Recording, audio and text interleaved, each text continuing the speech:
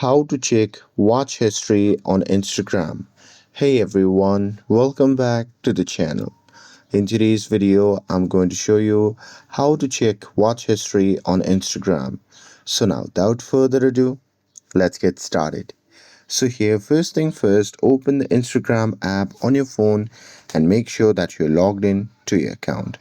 And now here, once you are inside the app, just tap on the profile icon shown in the bottom right corner of the screen. And now here, once you are inside the profile section, just tap on the three dash icon shown in the top right corner of the screen. And now here, once you're inside the settings section, you simply have to scroll down and tap on your activity. And now here inside this section, if you scroll down, there you'll see the option labeled as watch history. So simply tap on it.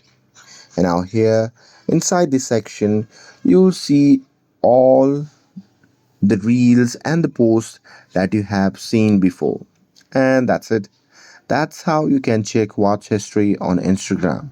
With this, if you found this video helpful, then don't forget to like, share, and subscribe to get updated for more videos. Thanks for watching, and I'll see you in the next video.